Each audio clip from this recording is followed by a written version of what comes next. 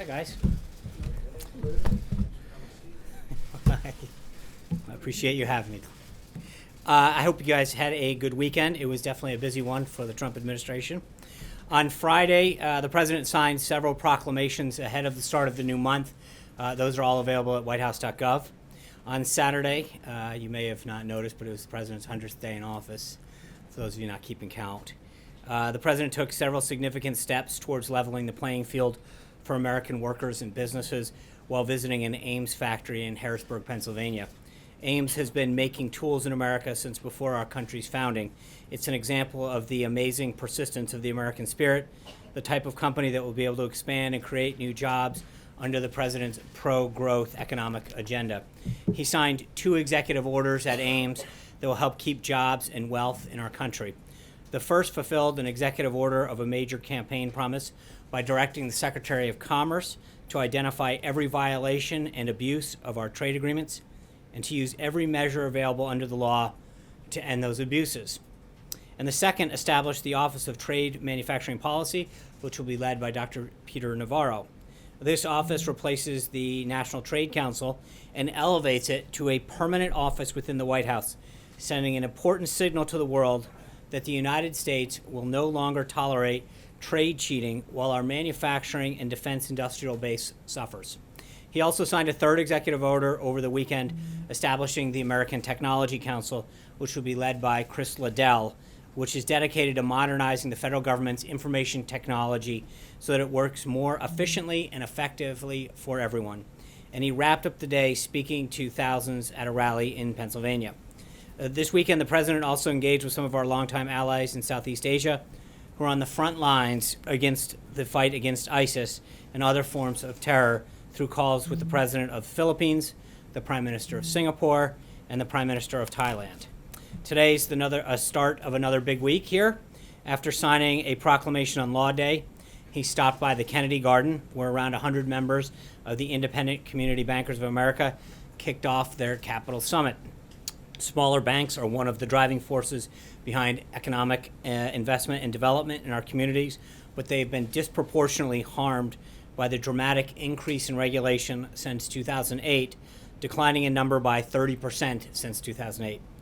The president's pro-growth agenda, including instituting what he has called a 21st century Glass-Steagall, will allow these banks to spend less time complying with unnecessary requirements, many of which were designed to police much larger entities, and more time infusing their communities and local small businesses with capital. It's also the start of Small Business Week. Today, Ivanka Trump will be participating in a conversation at the United States Institute of Peace with SBA Administrator Linda McMahon. And the Vice President will deliver remarks at the National Small Business Week Awards program later this afternoon. Back to the President's schedule. After speaking with the community bankers members, the President had lunch with Vice President Pence, Secretary of State Tillerson, and Secretary of Defense Mattis, as well as National Security Advisor McMaster, before meeting separately with Secretary Tillerson. I also want to mention this morning that FEMA held a severe weather coordination call to discuss impacts on the remaining threat for continued severe weather across portions of the Southwest to the Mississippi Valley, which has already killed 5 people in Texas. Secretary of Homeland Security Kelly participated on the call, and the White House is in contact with local governments in these affected areas. We'll have those communities in our thoughts and prayers and encourage everyone to follow the directions of their state, tribal, and local officials to stay safe. Finally, let me run down what we're expecting for the president's schedule this week. Tomorrow, he'll present the Commander-in-Chief Trophy to the United States Air Force Academy. Wednesday, the president will host the president of the Palestinian Authority for an official visit. And on Thursday, he'll host a National Day of Prayer event. And as I mentioned last week, he will then attend an event commemorating the 75th anniversary of the Battle of Coral Sea aboard the USS Intrepid and meet with the Prime Minister of Australia. I'll continue to update you on the schedule throughout the week. And with that, your questions. Jill. Thank you very much. So I wanted to go back to the comments that the president made this weekend on Face the Nation on healthcare regarding pre-existing conditions. Mm-hmm. And he has said specifically that the bill he wants to sign would, quote, mandate that pre-existing conditions be covered. Can you talk us through a little bit of what he meant there? Was he referring to something he wants to push to include in the bill? Was he talking about the language that's already in there? Well, I think both, in the sense that the MacArthur Meadows amendment ensures that pre-existing existing conditions are continued to be covered. But then obviously as this bill hopefully passes the House this week or whatever it does, and then goes through the Senate and the House, this is an issue that is important to him. How does he ensure, though, that those people actually are treated affordably? I mean, there was an estimate from AARP that if you were looking just at the high-risk pools, the premiums could be as high as over $25,000 for somebody. What is he doing to ensure that doesn't happen? So there's two things, and I think he mentioned in the same interview that, just to be clear, right now under Obamacare, as it collapses on its own weight, people who have pre-existing conditions are really the most vulnerable, because if you have an insurance system that no longer is able to provide care to those who need it, then I think we've talked about this before, you have a card without coverage. So what the president is doing is ensuring going forward, as we attempt to repeal it and replace it, that coverage of pre-existing conditions is at the core of that. So that is something that he has ensured is in the current bill, and will continue to push for to make sure that coming out of the Senate and going to conference is there as well. John. A couple of things for you, Sean, if I could. First of all, what do you say to conservatives who feel like they didn't get a whole lot out of this spending bill? There was no money for the wall, no cuts to sanctuary cities, funding for Planned Parenthood was maintained. What do you say to those conservatives? Let's take them in order. But I think the president got a lot out of this bill, most specifically $21 billion to help rebuild the military. I think that is something that he was very proud to campaign on and is delivering on. That's probably the biggest thing. With respect to border security, he got $1.52 billion into the current language that's posted. I think that's a significant, and remember, I think people have to keep in context. We're talking about 2017 funding, right? So this is something that most presidents would walk into office and that would have been done. Because the last Congress didn't do this under President Obama, we have an opportunity to get some of the president's priorities infused for the last 5 months of 2017. That's a big step forward, and something that he'll continue to fight for in 2018. When the fiscal year starts, the end of September, we will have an opportunity to really infuse the president's priorities. But I think there's a lot there, and there's also DC school choice was something that we felt very strongly about making sure was back in. There's no Obamacare bailout. There's the coal miners is something that the president felt very strong on making sure they got taken care of. That happened. So there's a lot in this bill that I think of the priorities that he put forward on. But clearly you had to give up on some things. No, I mean, I think on the Planned Parenthood thing in particular, but again, remember, this is 2017 funding. This is something that he wouldn't normally even had a shot at because it should have been done. So infusing his priorities in the 2017 budget cycle is actually something that he's been able to have a say in, which is a big deal for the remaining 5 months. The 2018 budget will address those things, but this is a down payment on border security. It's a down payment on his ability to rebuild the military, and repealing and replacing Obamacare will address a lot of the other health care issues. And the other issue I had, on the pending visit of Duterte from the Philippines, Chris Coons said that the president is giving his stamp of approval to human rights abuses. Governor John Sununu, on the other hand, said this is part of the unpleasant things that presidents have to do. What's the White House's perspective on Duterte and him coming here? Well, I think it is an opportunity for us to work with countries in that region that can help play a role in diplomatically and economically isolating North Korea. And frankly, the national interests of the United States, the safety of our people and the safety of people in the region are the number one priorities of the president. Mike. I wanted to ask you about tax deductions. The White House has talked a little bit about that as a way to curb big tax breaks for the rich. Are you looking at any other policy changes when it comes to limiting breaks for the top 1%? Well, we're at the beginning of this process, but I think you saw from the briefing that was given the other day, the focus on this is really at lower and middle income Americans. The doubling of the standard deduction means that a family of four that is making, right now they're getting a $24,000 deduction, which means in a lot of cases you're going to see a family pay zero taxes at the lower end of the economic scale. That's a big deal for them to really help put more money back in their pocket and help them take care of their family. Trey. Thanks, Sean. On healthcare, there seems to be a new optimism from the White House. How confident is the president that he will get a healthcare bill past the House this week?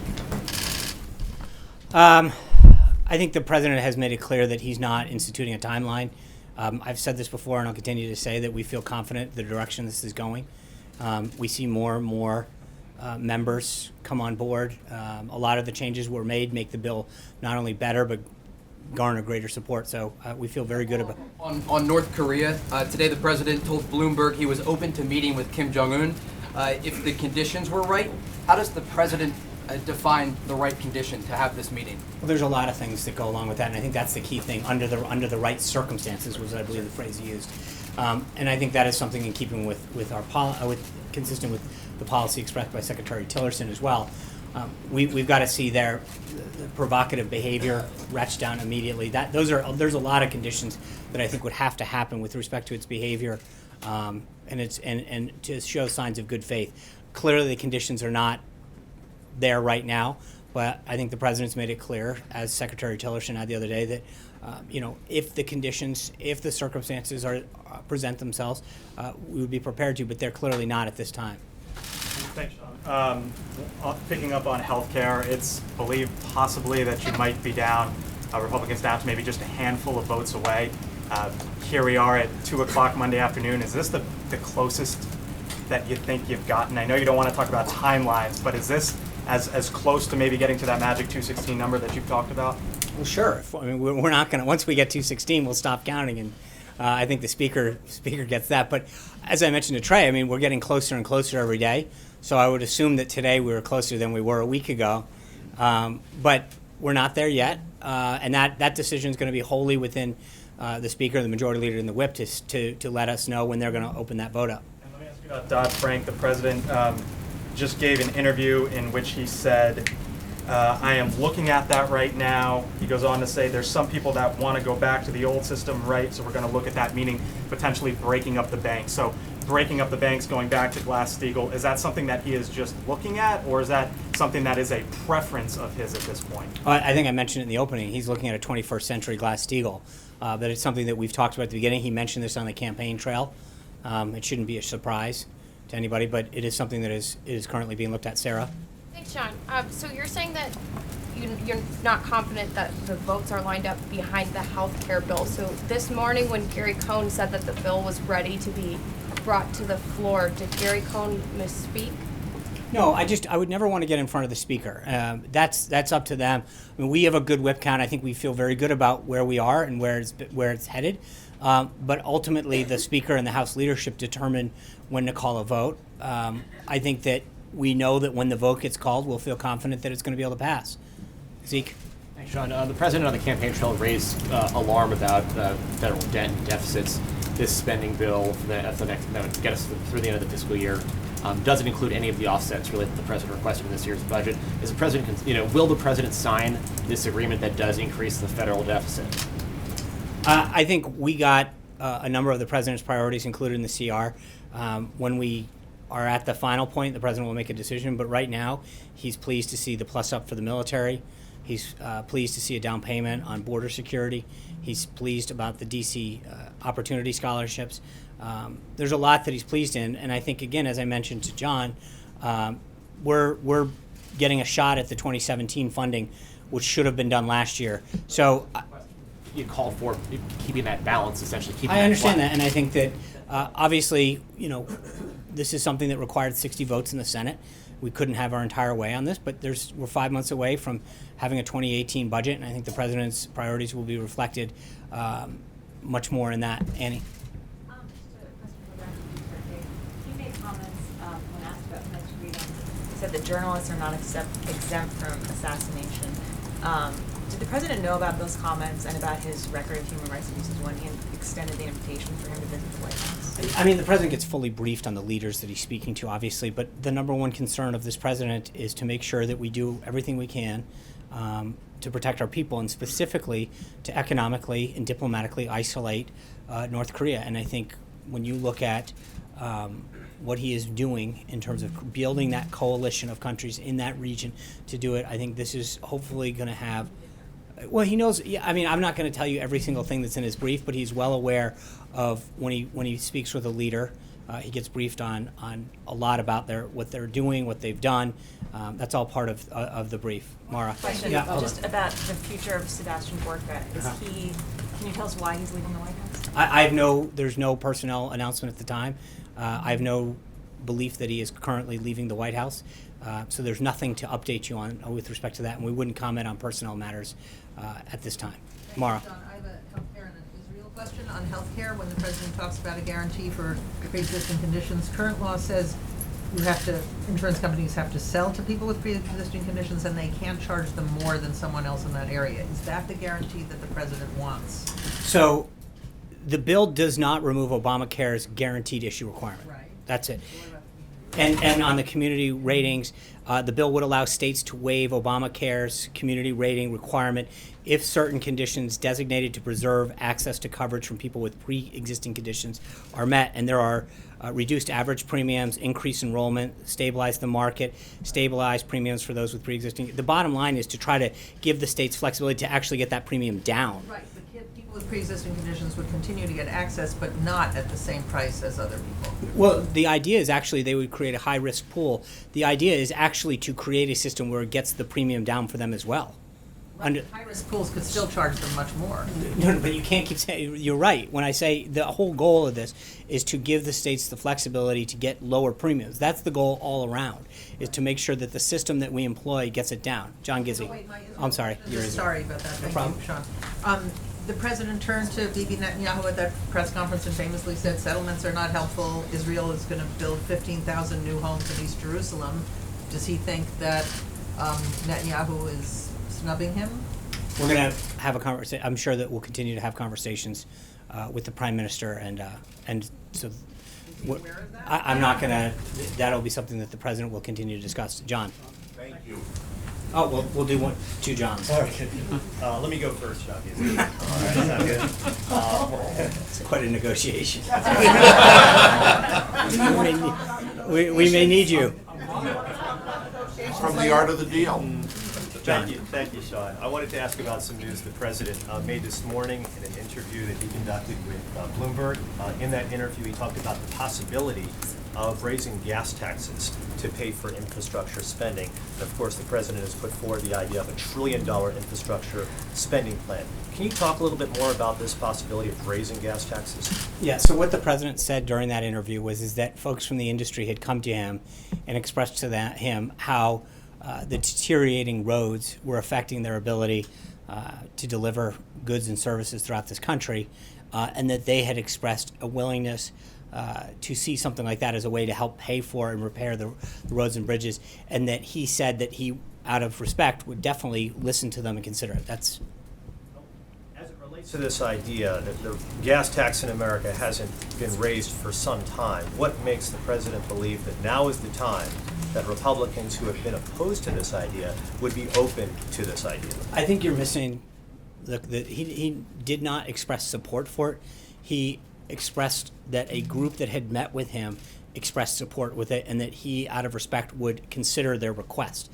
That's it. There was no endorsement of it or support for it.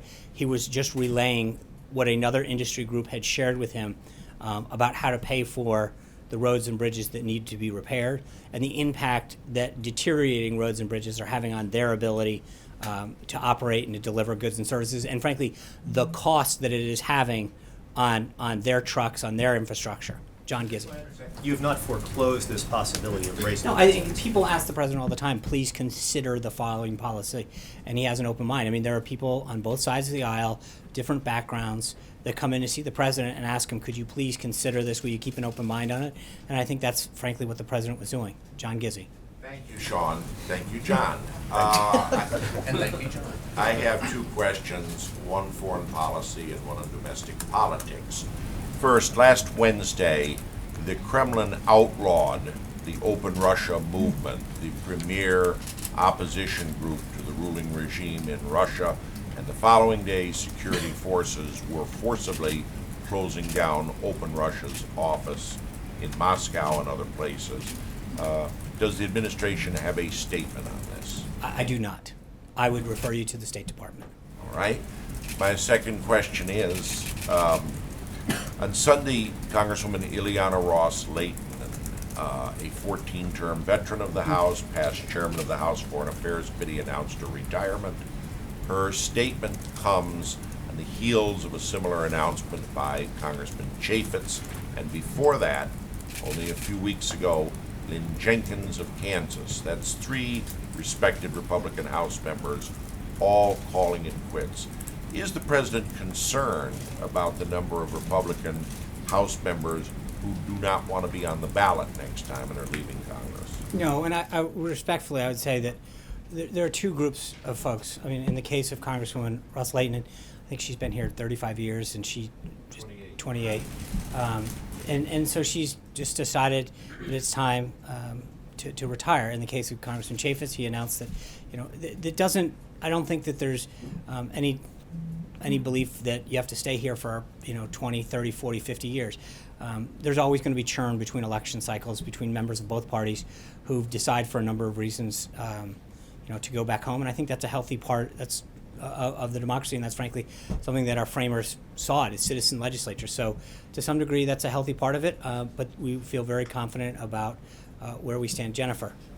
Sean, the president opted not to continue Obama's tradition of holding an Easter prayer breakfast, but he is holding a National Day of Prayer event. Was that a scheduling issue, or did he think, what was the thought process there? I really don't know. I know that we wanted to do this National Prayer Breakfast this Sunday, and I think you're going to see a lot of folks represented. I don't know enough about Obama's thing, how far back it went, but each president's going to have their own traditions, and I think this is one that the president, that morning after you've got the Easter egg roll and there's a lot going on, this is his way of starting a tradition here at this White House to bring faith leaders from a variety of backgrounds here to the White House. Sean? Amy? Thanks, Sean. Back to Glass-Steagall for a second. As you can imagine, the president's comments today are getting a lot of attention on Wall Street. So can we be just very clear about this? Does the president favor breaking up the big banks? I think he talked about it on the campaign trail, and he's mentioned it before, this idea of a 21st century Glass-Steagall, a modernization of it, and we're not at a point where we're ready to roll out details of that yet. This is something, as the president said in that interview, he is actively looking at options and considering things. We're not at a position to make any announcements on this at this time. Any steps toward that behind the scenes that we're not aware Well, I mean, of? he's obviously been briefed by his advisors. Secretary Mnuchin and others have given him ideas and thoughts to ponder. We have nothing to announce at this time. Todd. Thanks, Sean. So the lack of border wall funding raises a question of just how serious the president is about getting the border wall constructed. Is it not urgent? Is it not an emergency anymore to build this barrier? What is the timetable and deadline that he has in mind? Well, make no mistake, the wall's going to be built. The president has made it very clear. We have 5 months left in this fiscal year. We're getting $1.52 billion for border security. There's a lot that can be done with that. We've got a lot of things that happen before the wall is built in terms of planning, technology, gates. There's a lot of things that can do to prepare for that wall being constructed.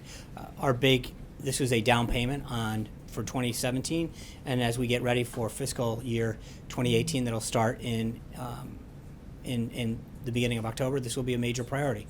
It will be built. Is there a time certain? Is there a deadline by the end of 2018? Well, that it'll be 2020? completed. I know the president wants it done as quick as possible. There have been bids that have been put out. Part of what the Homeland Security Department is reviewing now, or not just the cost, but the timetable for a lot of that. So as we move through the planning phase, that's definitely going to be part of the consideration. But obviously the president wants it done as soon as possible. Jonathan. Coming back to North Korea, the president didn't just say that he would be open to meeting with Kim Jong-un under the right circumstances. He said he would be honored to meet with him. This is somebody who has starved his own people, somebody that has threatened to destroy the United States. Just last week he put out a video showing the Capitol getting destroyed by North Korean fighters. How could he be honored to meet with Kim Jong-un? Well, the president understands the threat that North Korea poses, and he will do whatever is necessary under the right circumstances to protect our country from the threat that they pose. How would that be an honor? Well, Jonathan, I guess because he is still the head of state, so it is sort of there's a diplomatic piece to this, but the bottom line is the president's going to do what he has to do. Right now, he's building a coalition in the region to isolate North Korea, both economically and diplomatically, to get the threat, to take that threat down. And so, but that is his number one priority right now, is protecting this country and our people. What did he mean when he called him one smart cookie, or a pretty smart cookie? Well, I think his point was he went over this in the interview, that he assumed power at a young age.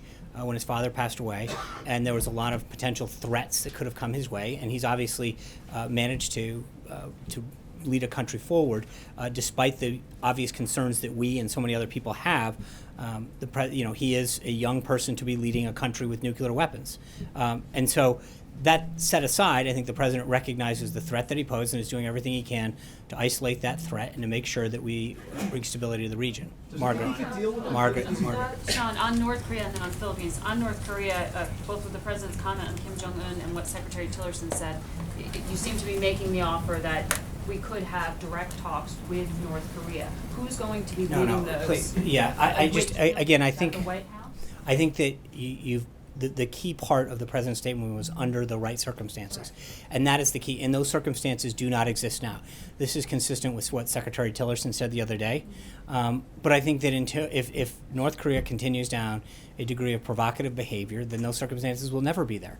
But we want to hold out the possibility that if North Korea were ever serious about completely dismantling its nuclear capability and taking away the threat that they pose both to the region and to us, that there's always going to be a possibility of that occurring. That possibility is not there at this time. Who would lead that? Is that Well, the White House or the State we're not. Department? We're so far away from that possibility existing. To start identifying an individual would be highly premature. Philippines, Yeah. when you have been asked about President Duterte and his human rights record, you continue to say the effort here is to isolate the Philippines from North Korea. Part of this coalition to Well, to isolate also North Korea. build a yeah. Are you suggesting that the Philippines has some sort of inappropriate contact with North Korea? Are you suggesting that we are requesting greater access perhaps to their military bases? What is it exactly? Well, I think that there's an economic piece to this as well, and I'm not going to go into. That's part of the reason that I think the president wants to meet with him.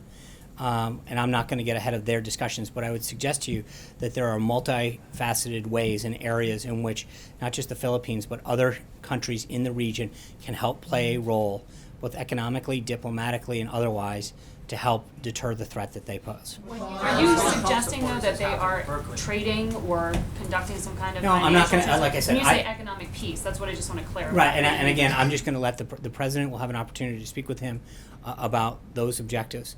At this time, I'm not going to get ahead of that discussion. Glenn. Sean, two quick related questions. First of all, you just described Kim Jong-un as somebody who led his country forward at an early age. The president has invited Duterte, who, as Annie pointed out, has talked about assassinating journalists. The president put out a statement after Erdogan won his referendum, congratulating him. He said kind things about Putin during the campaign, said kind things about Saddam Hussein. Does the president have a thing with these totalitarian leaders? Does he admire something about the way these guys conduct themselves? No, the president, clearly, as I've said, understands the threat that North Korea poses. Having someone with the potential nuclear capability to strike another country, and potentially our country at some point in the future, is something the president takes very seriously. And so the idea that he is doing everything diplomatically, economically, and militarily to consider every way to prevent that threat from taking on the United States is something. I understand that. Unfortunately, those are the neighbors. There's certain things. Those are the countries in the region. Those are the countries that can be helpful as we move forward to try to prevent the threat that they pose. Go ahead. Wait, one follow-up question. On Sunday, Chief of Staff Priebus, talking to this gentleman right here, said, with respect to the libel laws and the First Amendment, quote, talking about news outlets that printed false articles, quote, I think it's something that we've looked at. How that gets executed or whether that goes anywhere is a different story. Is that a project that is currently being worked on by the counsel's office? Can you just tell me the status of that? Who is pursuing that? I think the Chief of Staff made it very clear that that is something that is being looked into substantively and then both logistically how it would happen. But that's nothing new. It's something the president talked about on the campaign trail.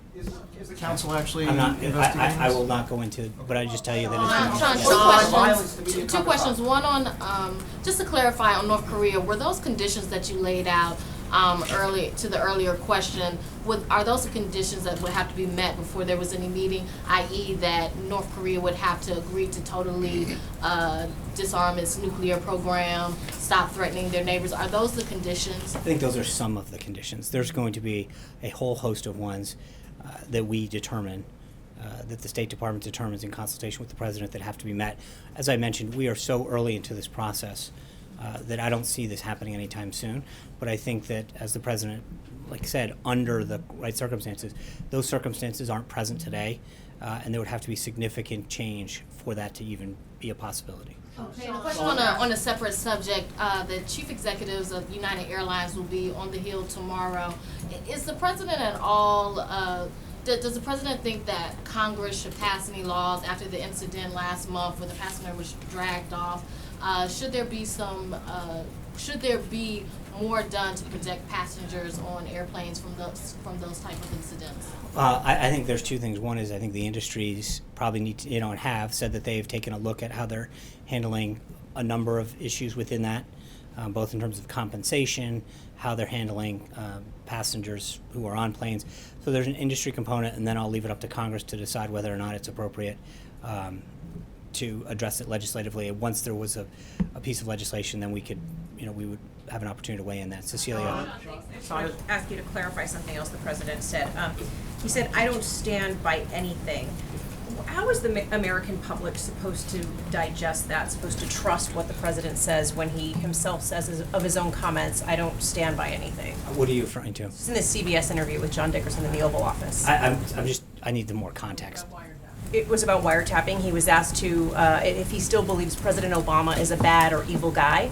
Do you still stand by those comments? And the president said, "I don't stand by anything." No, that was a long back and forth exchange, and that's why I'm asking for the context. But I think the point is he clearly stands by that. That's something that he made very clear if you look at the entire back and forth. Sean, two questions on the Philippines. First, is President Trump comfortable with the leader's support of extrajudicial killings of drug users in the country? Obviously, there's a human rights component that goes into all of this. And so it's a balance. We want to make sure that our country, our people are protected. This isn't a simple yes or no kind of situation. You've got a country in North Korea that possesses a nuclear weapon and is looking for the appropriate delivery system to potentially do harm. I think the president recognizes that the number one priority is the protection of our people, the safety of our people, and the safety of the people in the region. And so it's not just a question of either or. It's a question of priorities and balance. There's a lot that the president talks to these leaders in private about.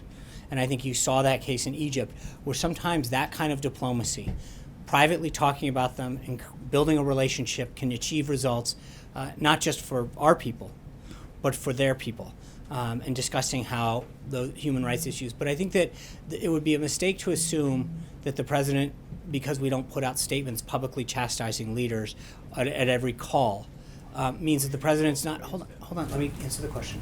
I think the president understands the value of it, but he understands the balance. And the reason that the president is building an effective coalition and is getting results around the globe and reasserting America's place is because he understands the type of diplomacy and the type of negotiating and the type of deal making that actually gets real results for our country. So I think it's not a balance. It's a balancing act, but the president's getting real results. Cheryl. Second question, if you don't mind. Okay. Looking at, there are three open patents with the Philippines government. One from Trump trying to get Trump patented, two from Ivanka Trump for her clothing line. How do you respond to concerns about potential conflicts of interest with the leader of the Philippines? I think the president and Ivanka have done everything in compliance, made it very clear, and I would refer you to the Trump Organization. Cheryl. I just want to clarify something you said to Zeke. Is there a possibility that the president would not sign this spending agreement? No, I mean, he's very pleased with the priorities, but I just want to, let's wait till it's presented to him. But he is obviously very pleased with how his priorities were addressed in the CR, and I have every expectation that he would sign it. But let's wait till it's on his desk. Are you still on track to issue the full fiscal year 18 budget? Is it mid-May, or do you have a date for that? I'll have to get back. My understanding was it was still mid-May, but I'd want to consult with Director Mulvaney first. Jim. Thanks, Sean. Just wanted to first ask, what's your expectation and what's your hope for the meeting with President Abbas on Wednesday? And secondly, is the president still considering moving the U.S. Embassy to Georgia, and will that be discussed? That is still being discussed by staff. And then what was this first question? I'm sorry. The first question is your expectations going forward. What obviously, do you hope from this the meeting? president's ultimate goal is to establish peace in the region. And so I think that's obviously the goal and the discussion that he's going to have with the head of the Palestinian Authority. But there's, that's going to be a relationship that he continues to work on and build, with the ultimate goal that there's peace in that region in between Israel and the Palestinian Authority. Alexis. I follow up on infrastructure. The president has been talking about a major infrastructure package for more than a year in the campaign, but it doesn't seem very clear right now what the mechanism is or the construction of whatever it is that he wants to push forward. He talked about maybe attaching it to the reconciliation package for healthcare. He talked about maybe doing that with the tax package. Can you update us on, is that still very preliminary in its invention? Does he have clear ideas? And what's the mechanism and timing to get that done? I think he does. He's been working on that with his both economic and policy team. But this week we're a little busy with the CR and healthcare. He laid out the tax package last week, but it is clearly still up there on the priority list. Let's get through this week, and then hopefully have some additional details moving forward. But he has been very clear that that infrastructure package is something that he wants to get done and get moving. This year, yeah, absolutely. And it's just a question of when he wants to announce it. But I think for this week, we're pretty focused on getting the government funded for the last 5 months of 2017 and getting health care done as soon as we can. So with that, I'll see you guys tomorrow. Have a great day. Thank you. What about favor the film?